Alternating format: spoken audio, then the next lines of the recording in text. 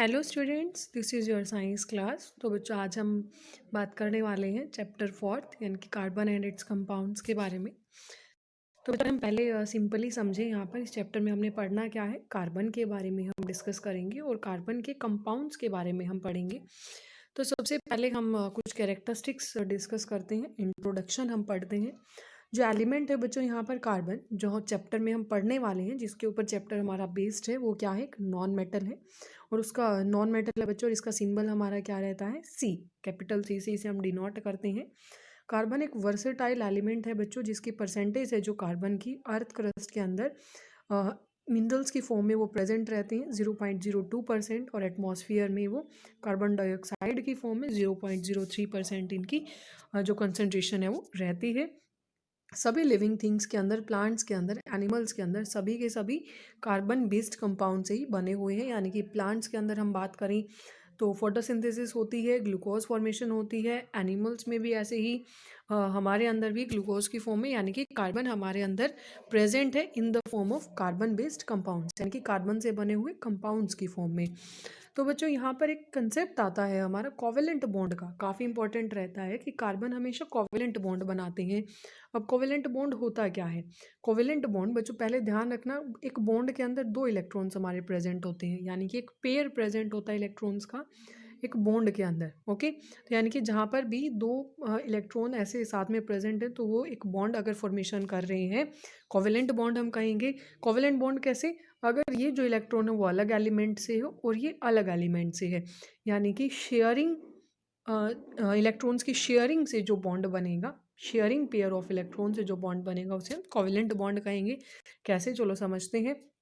Carbon का atomic number कितना होता है बच्चों? 6। इलेक्ट्रॉनिक कॉन्फ़िगरेशन इसकी क्या रहेगी? पहले शेल में 2 इलेक्ट्रॉन, अगले शेल में 4 इलेक्ट्रॉन, इस तरीके से। तो नेक्स्ट में अब हमारा क्या है यहाँ पर? ऑक्टेट। देखो, ऑक्टेट रूल एक हम पढ़ते हैं कि आउटर मोस्ट शेल में यहाँ पर कितने इलेक्ट्रॉन आने चाहिए थे? एल में 8 आने चाहिए थे, लेकिन यहाँ पर कितने हैं? 4। तो 4 इलेक्ट्रॉन्स की कमी है। अब अगर कार्बन किसी दूसरे एलिमेंट को कहता है कि मुझे 4 इलेक्ट्रॉन्स दे दो, मैं स्टेबल हो जाऊंगा, तो दूसरे एलिमेंट्स ये भी तो कह सकते हैं ना कि तुम 4 इलेक्ट्रॉन्स को लूज कर दो, तुम तब भी स्टेबल हो जाओगे। यानी कि कार्बन के लिए 4 इलेक्ट्रॉन्स को और होल्ड करके रखना भी थोड़ा डिफिकल्ट है, और 4 इलेक्ट्रॉन्स को लूज कर देना भी डिफिकल्ट है, इतनी एनर्जी उसके पास नहीं है। तो इस केस में ये क्या करता है, अपने जो चारों इसके पास जो इलेक्ट्रॉन है बच्चों, उनको शेयर करता है। यानी कि कार्बन के पास 4 इलेक्ट्रॉन्स अवेलेबल हैं बॉन्ड बनाने के लिए। सेम अगर यहाँ पर एक केस हम समझे, हाइड्रोजन, एटॉमिक नंबर बच्चों होता है 1। तो इसका जो के शेल है, के शेल में एक ही इलेक्ट्रॉन यहाँ पर मौजूद है, वैसे कितने होने चाहिए? 2। तो इसको भी एक और की एक ले भी नहीं रहा है, यहाँ पर दे भी नहीं रहा है, तो ये कैसा बॉन्ड बना रहा है? कोवेलेंट। यानी कि सेम एज इट इज़। जैसे यहाँ पर अगर हम हाइड्रोजन लिखें, हाइड्रोजन के पास कितने? एक इलेक्ट्रॉन अवेलेबल है, एक ही अवेलेबल है, तो ये भी फुलफिल नहीं कर रहा है कंडीशन, और कार्बन भी नहीं। इन दोनों ने मिलकर क्या किया बच्चों? एक यहाँ पर बॉन्ड फॉर्मेशन की, यहाँ पर एक बॉन्ड बना लिया। एक इलेक्ट्रॉन इसने अपना दिया, एक इसने अपना दिया। अब जो बच्चों यहाँ पर ये इन्होंने बॉन्ड फॉर्मेशन की है, सपोज करो ये यहाँ पर इन्होंने एक बॉन्ड बनाया। हाइड्रोजन एक ही बॉन्ड बना सकता है, एक ही इलेक्ट्रॉन इसके पास अवेलेबल था यहाँ पर। कार्बन 4 बॉन्ड बना सकता है। तो यहाँ पर अगर मैं बात करूँ बच्चों, ऐसे ही अगर मैंने यहाँ पर एक हाइड्रोजन को यहाँ अटैच किया, एक हाइड्रोजन को मैंने यहाँ अटैच किया, एक को यहाँ, तो कार्बन के हमारे कितने बॉन्ड बन गए? 4 बॉन्ड हो जाएंगे। ये जो बॉन्ड रहेगा बच्चों हाइड्रोजन का, ये कार्बन हाइड्रोजन दोनों के लिए कॉमन बॉन्ड रहेगा। ओके, तो इसको हम क्या कहेंगे? कोवेलेंट बॉन्ड कहेंगे। जो sharing of pair of electron से जिस बॉन्ड की फॉर्मेशन होती है, उसे हम क्या कहेंगे? कोवेलेंट बॉन्ड कहेंगे। तो how carbon attain noble gas configuration, देखो अब यहाँ पर एक्सप्लेनेशन है। कार्बन क्या है? टेट्रावैलेंट। टेट्रावैलेंट यानी कि जिसके आउटर मोस्ट शेल में 4 इलेक्ट्रॉन प्रेजेंट हैं, तो 4 के लिए टेट्रा वर्ड हमने यूज़ किया, और वैलेंट यानी कि वैलेंसी, 4 वैलेंसी है इसकी। तो कार्बन ना तो आयनिक बॉन्ड की फॉर्मेशन करता है, यानी कि ये आयनिक बॉन्ड फॉर्मेशन नहीं करता, ना तो ये 4 इलेक्ट्रॉन्स को लूज करता है, C4 पॉजिटिव नहीं बनाता, ना ये 4 इलेक्ट्रॉन्स को गेन करता है, C4 नेगेटिव की फॉर्मेशन नहीं करता। क्योंकि कार्बन के लिए बच्चों, जैसा कि अभी मैंने आपको बताया, 4 इलेक्ट्रॉन्स को, एक्स्ट्रा इलेक्ट्रॉन्स को होल्ड करके रखना भी काफ़ी डिफिकल्ट है, और 4 इलेक्ट्रॉन्स को रिमूव करने में उसको काफ़ी लार्ज अमाउंट ऑफ एनर्जी की ज़रूरत पड़ती है, वो भी डिफिकल्ट हो जाता है। तो कार्बन बच्चों बॉन्ड बनाता है अब शेयरिंग ऑफ इलेक्ट्रॉन्स, यानी कि इलेक्ट्रॉन्स की शेयरिंग से वो बॉन्ड बनाता है दूसरे जो कार्बन एटम्स हैं उनके इलेक्ट्रॉन्स के साथ, या जो दूसरे एलिमेंट है उनके साथ वो शेयर करता है, और वो नोबल गैस कॉन्फ़िगरेशन यहाँ पर अटेन कर लेता है, यानी कि वो स्टेबल हो जाता है। दूसरे आइटम्स हैं बच्चों, कुछ एलिमेंट है जो मतलब कार्बन की तरह ही जो प्रेजेंट है उनके अंदर बॉन्डिंग, हाइड्रोजन है, ऑक्सीजन है, नाइट्रोजन, क्लोरीन है, ये भी कोवेलेंट बॉन्ड बनाते हैं, यानी कि इलेक्ट्रॉन्स की शेयरिंग से बॉन्ड बनाते हैं। The bond found by sharing of electrons between same और different atom is called covalent bond. यानी कि जो शेयरिंग ऑफ इलेक्ट्रॉन से बच्चों जो भी बॉन्ड बने, चाहे वो कार्बन कार्बन के बीच में है, चाहे वो अलग अलग तरह के एलिमेंट के बीच में है, शेयरिंग ऑफ इलेक्ट्रॉन से जो बॉन्ड बनेगा उसे हम क्या कहेंगे?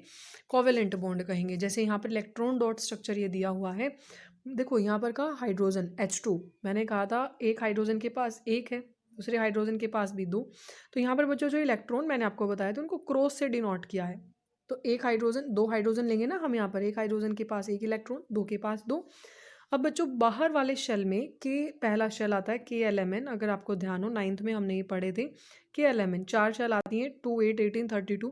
तो सबसे पहले K में क्या होता है, दो इलेक्ट्रॉन यहाँ पर आते हैं, लेकिन हाइड्रोजन में तो एक ही है, तो दो नहीं है, मतलब ये स्टेबल नहीं है। तो ये क्या करेगा, इस हाइड्रोजन ने और इसने बात की कि हम एक बॉन्ड बनाते हैं, एक इलेक्ट्रॉन तुम अपना दो, एक मैं अपना देता हूँ, दो इलेक्ट्रॉन मिलते ही बॉन्ड बन जाएगा, हमारा दोनों का काम चल जाएगा। तो यहाँ पर इस हाइड्रोजन ने अपना एक इलेक्ट्रॉन दिया, इस हाइड्रोजन ने अपना एक इलेक्ट्रॉन दिया, और यहाँ पर बॉन्ड की इनके बीच में फॉर्मेशन हो गई। और ये जो बॉन्ड है बच्चों वो दोनों हाइड्रोजन के लिए कॉमन रहेगा, दोनों के लिए स्टेबिलिटी का काम करेगा। ऐसे ही ऑक्सीजन के केस में हुआ, ऑक्सीजन का एटॉमिक नंबर होता है बच्चों कितना, 8। तो 8 में क्या होगा, पहले 2, देन नेक्स्ट शेल में 6।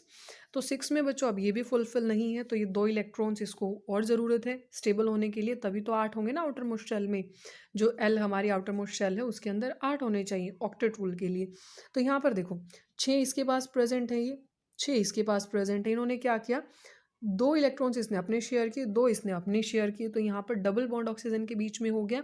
तो ऑक्सीजन बच्चों हमेशा ध्यान रखना दो ही बॉन्ड बना सकता है, क्योंकि इसकी वैलेंसी कितनी है, दो है, दो की कमी है तो इसकी दो वैलेंसी है। और यहाँ पर बच्चों जो ये दो इलेक्ट्रॉन इन्होंने शेयर किए वो दोनों के लिए अब यहाँ पर काम करेंगे। तो यहाँ पर 2 shared pair of electron present है, यहाँ भी क्या होगा, हमारा कोवेलेंट बॉन्ड होगा। ऐसे ही नाइट्रोजन के केस में हमारे यहाँ पर ट्रिपल बॉन्ड बनता है, नाइट्रोजन हमेशा ट्रिपल बॉन्ड बनाता है ऐसे, ठीक है, N2 है।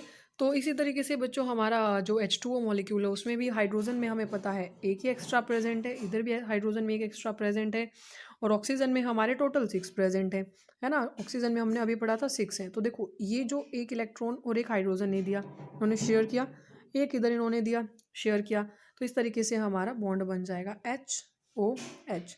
अभी हमने पढ़ा था हाइड्रोजन एक ही बॉन्ड बना सकता है और ऑक्सीजन दो बॉन्ड बनाता है, तो ऑक्सीजन ने एक बॉन्ड ये बनाया और ऑक्सीजन ने दूसरा बॉन्ड यहाँ पर बनाया। तो इस तरीके से बच्चों ये हमारा बॉन्डिंग है जो हमारा इलेक्ट्रॉन डॉट स्ट्रक्चर का टॉपिक है वो कंप्लीट हो जाता है। फिजिकल प्रॉपर्टीज़ की अगर हम बात करते हैं कोवेलेंट कंपाउंड्स की, तो बच्चों काफ़ी लो मेल्टिंग और बॉइलिंग पॉइंट रहता है, क्योंकि काफ़ी वीक इंटरमॉलिकुलर फोर्सेज इनमें प्रेजेंट होती हैं। जनरली पुअर कंडक्टर होते हैं इलेक्ट्रिसिटी के, as electrons are shared between atoms and no charge particles are form.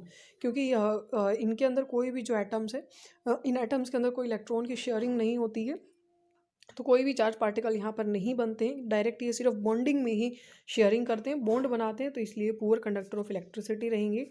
एक टॉपिक रहता है बच्चों हमारा versatile nature of carbon. Versatile nature क्या होता है, देखो ये पहले भी टर्म आई थी कैरेक्टरिस्टिक्स में, तो यहाँ हम बात करते हैं, देखो जो दो कैरेक्टरिस्टिक प्रॉपर्टीज रहती है मेन कार्बन एलिमेंट की, जिससे काफ़ी सारे जो लार्ज नंबर ऑफ कंपाउंड्स की फॉर्मेशन ये करते हैं।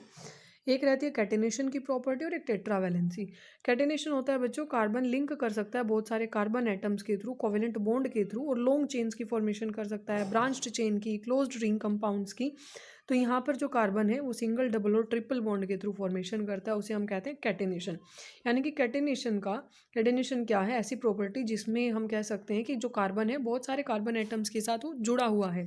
यानी कि देखो अगर हम सिंपल ब्रांचिंग की बात करें, लॉन्ग चेन्स की अगर हम बात करें, तो इस तरीके से कार्बन लॉन्ग चेन फॉर्मेशन कर सकता है, ऐसे कार्बन में ब्रांचिंग हो सकती है। और अगर हम बात करें यहाँ पर रिंग फॉर्मेशन की, तो इस तरीके से कार्बन रिंग फॉर्मेशन भी कर सकता है, ये इस तरीके से भी हो सकती है रिंग फॉर्मेशन हमारी। ये सारी हम पढ़ेंगे, बेंजीन की यहाँ पर रिंग की हमारे यहाँ फॉर्मेशन हो गई है, तो इसमें कंफ्यूज मत होना, ये सारे टॉपिक्स हम आगे डिटेल में पढ़ेंगे। एक प्रॉपर और बच्चों इसमें बॉन्डिंग 3 तरह की रहेगी, single bond, double bond, triple bond. यानी कि कार्बन कार्बन के बीच में सिंगल बॉन्ड भी हो सकता है, डबल भी हो सकता है, ट्रिपल भी हो सकता है, ये आगे हम ब्रीफली डिस्कस करेंगे।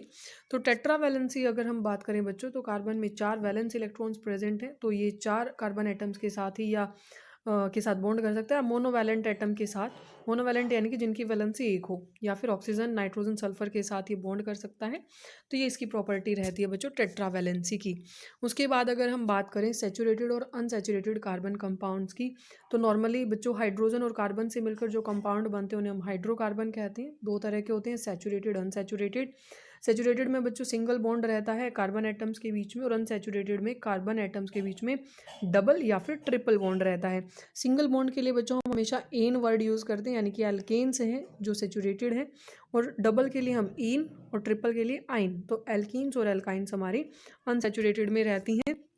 ये फॉर्मूला आपने कर लेना है, जनरल फॉर्मूला एल्केन का CnH2n+2, CnH2n, CnH2n-2। इस तरीके से इन फॉर्मूला को भी हम आगे ब्रीफली डिस्कस करेंगे। तो आज आपने सिर्फ यहाँ तक पढ़ लेना है सैचुरेटेड अनसैचुरेटेड कार्बन कंपाउंड्स को। यहाँ तक कोई डाउट हो तो बच्चों बता देना। बेसिकली आपने जो इनकी कैरेक्टरिस्टिक्स हैं यहाँ तक, इन कैरेक्टरिस्टिक्स को अच्छे से पढ़ लेना है। ओके, कोई भी डाउट हो यहाँ तक बता देना बच्चों, उसे हम दोबारा डिस्कस कर लेंगे।